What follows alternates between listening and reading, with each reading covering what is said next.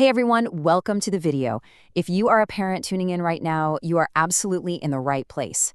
Today we're going to tackle one of the most important, but honestly, kind of intimidating jobs we have, building genuine financial confidence in our kids. We're going to take what is usually this dry, boring lecture at the kitchen table and turn it into something genuinely fun and totally actionable. Real quick before we dive into the good stuff, make sure to hit that subscribe button, drop a like, share this video with other parents who could use a hand, and let me know your thoughts in the comments as we go. It really helps us out. So let me ask you something right off the bat.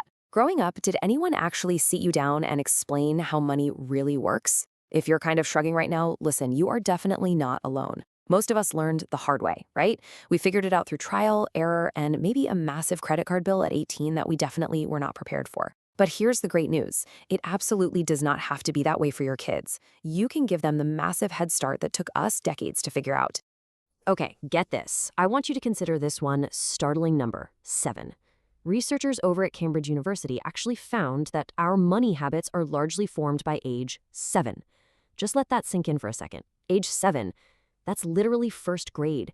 That is before most kids have even touched long division.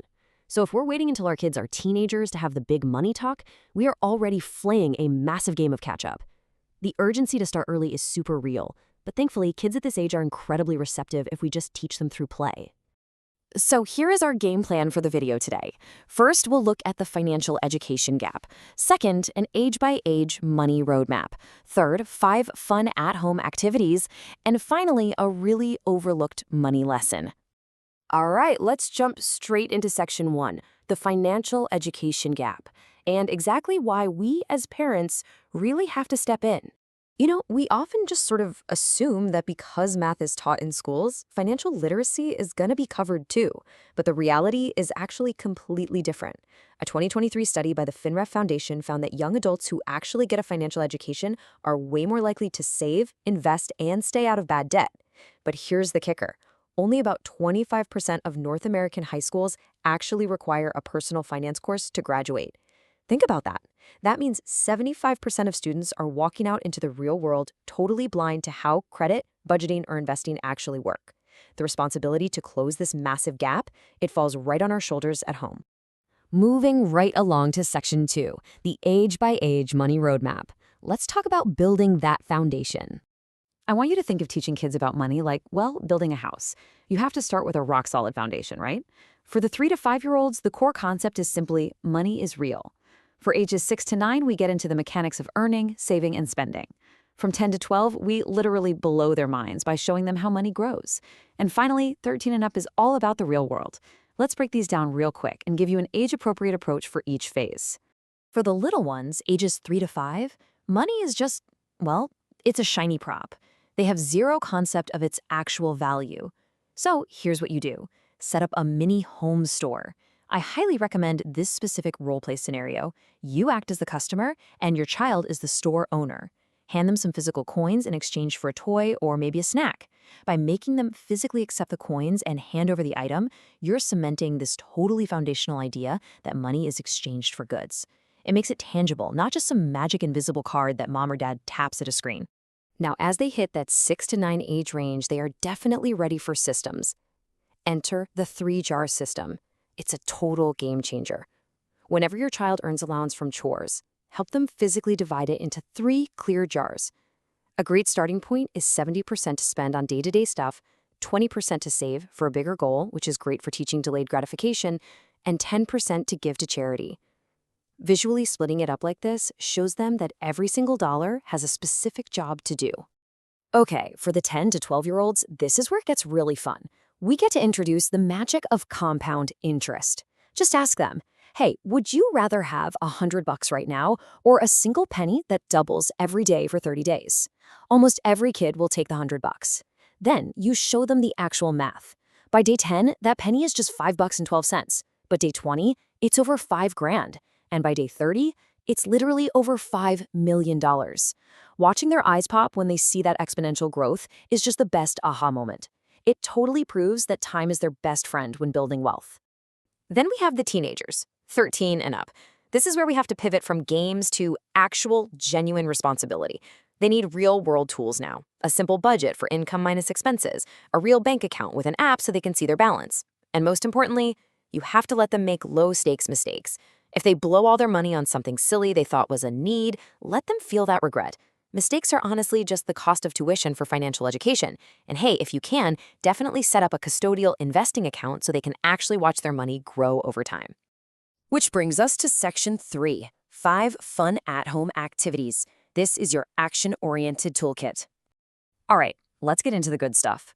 We're shifting away from the timeline and focusing specifically on 5 hands-on activities you can try at home this week. Because let's face it, getting your hands dirty beats a boring lecture every single time. Here is the list. Number 1, the grocery store challenge. Number 2, the wants versus needs sort. Number 3, the entrepreneur experiment. Number 4, the future me board. And number 5, the family money meeting. Let's actually dig into how a couple of these work in practice. Let's look at 2 of these really engaging exercises. In the grocery store challenge, you hand your kid a $5 bill and say, all right, pick out a snack for the whole family. Suddenly, they're doing mental math in the chip aisle, comparing bag sizes and making real trade-offs. On the flip side, the entrepreneur experiment is where you help them set up a micro business. Think a classic lemonade stand. You literally walk them through the cost of the cups and the lemons versus what they're charging. A kid who runs a lemonade stand will honestly understand profit margins better than some adults do. Now, what about the psychology of money? The wants versus needs sort is fantastic for this. You just write everyday items on index cards and have them sort them into 2 piles. It sparks the wildest conversations about what is actually essential. You'll be shocked at what they think is a need. Contrast that with the future me board, where they print out a picture of a big item they want and color in a little progress bar every week as they save. One teaches the logic of prioritizing, while the other gives them that visual, emotional boost they need to actually delay gratification. And finally, Section 4, the overlooked money lesson. This is all about emotional intelligence and mindset. So look, everything we've talked about so far, that's the mechanics, the math, the saving. But there is a whole mindset layer underneath all of this that honestly a lot of us parents completely overlook. It's about the language we use around our kids every single day. When a kid asks for a toy at the store, our totally natural reflex is to say, we can't afford that. But you know what? That teaches scarcity. It teaches fear. Instead, try this empowering shift. That's not in our budget right now. Wow. It is a tiny linguistic shift, but it changes everything. It tells them money doesn't control you, you control the money with your budget. Remember, kids absorb our money mindset way before they absorb our money lessons. I actually want to share a quote from the source material that really hit the nail on the head for me. It says, financial literacy is not just about teaching kids how to balance a checkbook. It's about teaching them that they have agency, the power to make choices, take responsibility, and build the life they want. We aren't just teaching them about charts and coins, guys. We're giving them the confidence to navigate the real world on their own terms. All right, parents, I'm officially assigning some homework. Don't worry, it's the fun kind. I want you to pick just one activity we talked about today, maybe the home store role play, the 3 jar system, or even just shifting how you talk about the budget, and literally try it this week.